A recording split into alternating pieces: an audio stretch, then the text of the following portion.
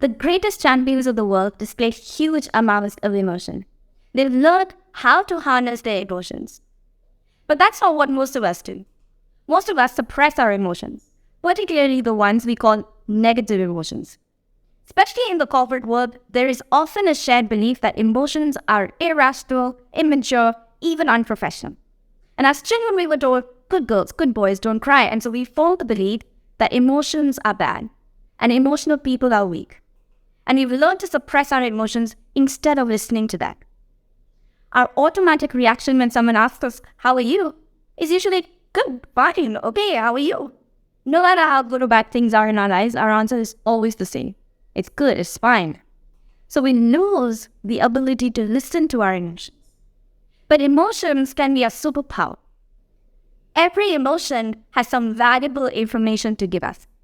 The word emotion comes from the Latin word immover, that which moves you, that which puts you into motion. Let's look at some different emotions and the different messages it gives us in this video. Let's look at the emotion of frustration. When do we feel frustrated? Usually when you're not achieving what we want, even when you're putting in a lot of effort. So the emotion of frustration is telling us that we're putting in a lot of effort and it's not working. So we need to do something different. But many of us have a belief that we should not allow ourselves to get frustrated. So we try to ignore it. And we say, I'm not getting frustrated. Let them say what they want. And I get more frustrated. But I tell myself, I'm not. I don't care if they criticize me. It doesn't bother me. But of course it does. And so the frustration builds up and builds up and builds up until it's at such a high level that only two options are left.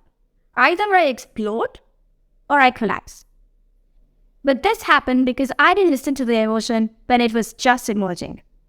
When we learn to listen to ourselves more keenly, then as soon as I start feeling frustrated, I would say, I'm feeling frustrated. What I'm doing is not working. I need to try something different. Part of honesty is acknowledging what I'm feeling. Our emotions are part of our navigation system in life. It's like the fuel light on our dashboard. When the light comes on, it means we need to refuel. And if we listen to the signal, then we refuel and the light will go away. If we listen to what our emotions are telling us, then we can get a handle on what is actually generating that emotion. And when we've handled that, the emotion being generated by it will disappear because the emotion has done its job. But if we ignore the fuel light, we'll run out of fuel and have a breakdown. Our emotions are the first sign we get that something is working or not working. If we don't listen to our intuition or instinct, then slowly we'll lose our connection with it and we won't be able to correct ourselves. And so the next morning will be when other people start criticizing our actions. And if we ignore their feedback, then we'll fail at something.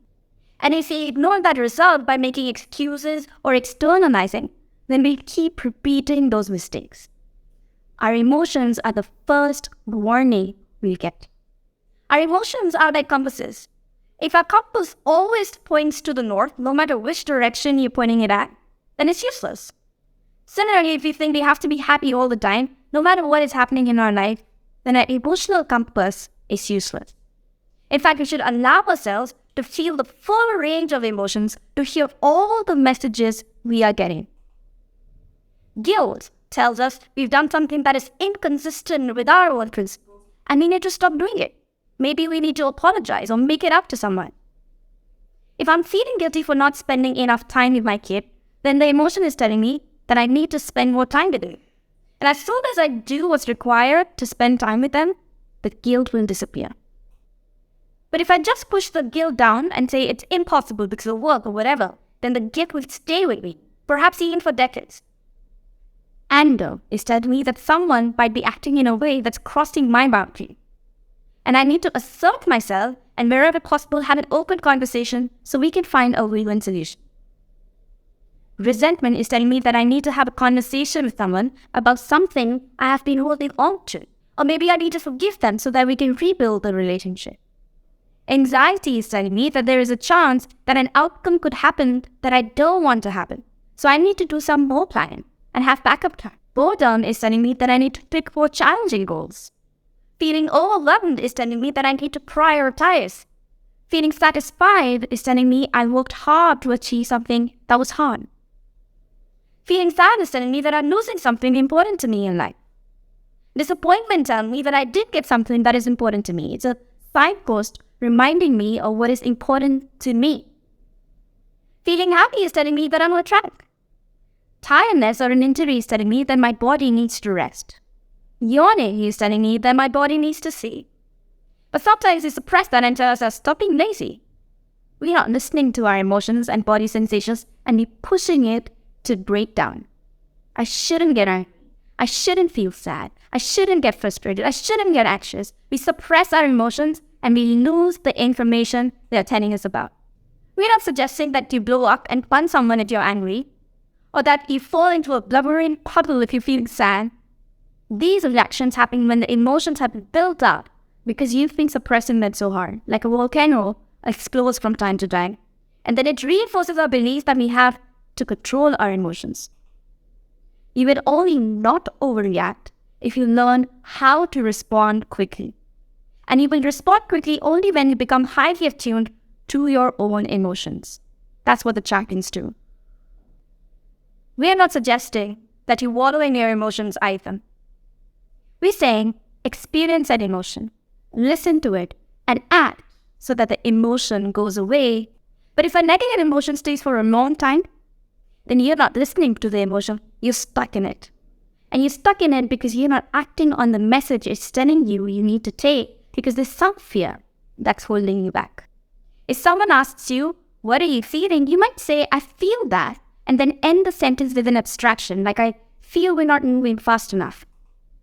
Now we're going to suggest that for a while, you replace abstraction with emotions. I impatient. Impatient.